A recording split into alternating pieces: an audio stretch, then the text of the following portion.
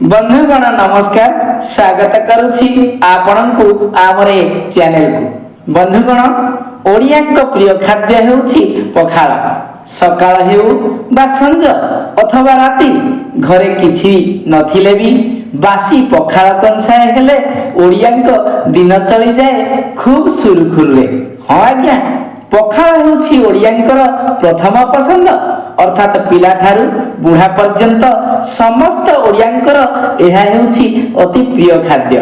एमिति कि पारंपरिक रीति रे ओडियांक इष्ट देवता महाप्रभु जगन्नाथंक पाखरे भी पखाळ भात लागि हेबार विधि रहिछि।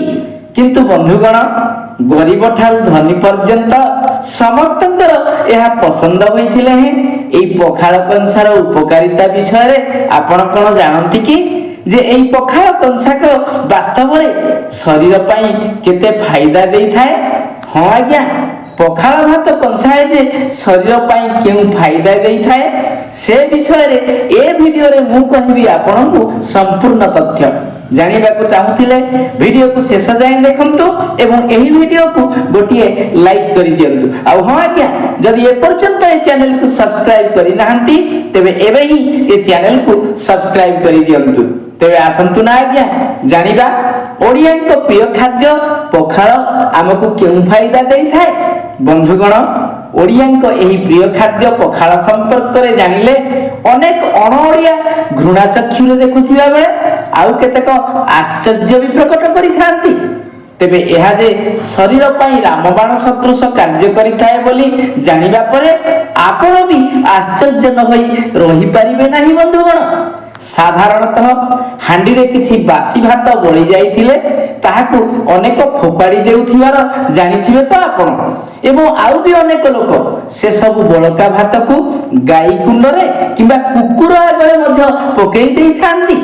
हेले आपण जदि से सब बासी भातर उपकारिता संपर्क रे जानिबे ना तेबे आउ केबे भी ताहाकु अणदेखा करिवे नाही किबा फोपाड़ीबा को इच्छा भी करिवे नाही। आज्ञा बंधुगण ओडिसा रे ओडियांक पखाळ भात संपर्क रे गवेषणा करिबा को जाई आसामर कृषि विद्यालय पक्षरु करा जाइथिबा गवेषणारु एभली एक चमत्कारी तथ्य प्रकाश पाइछि जे ताहा जानिले आपण आश्चर्य न होई आदौ भी रही परिबे नाही।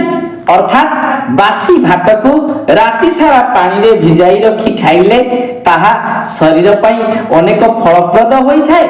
कारण भात रांधिबा समय रे बा ताजा भात रे आयरन मात्रा 3.4 मिलीग्राम थिला बेले उक्त समान परिमाणर भात को राति सारा अन्यून 12 घंटा पाखापाखी पानी रे भिजाई रखिले सेथिरे थिबा आयरन मात्रा 73.91 मिलीग्राम को वृद्धि पाई थाए। केवल सेतिकी नुहे बंधुगण, सेथिरे सोडियम पोटासियम एवं कैल्शियम रो मात्रा मध्य वृद्धि पाई थाए। एही पखाळ भात रे अधिक शक्तिवर्धक उपादान रहिछि बोली मध्य प्रमाण मिलिछि।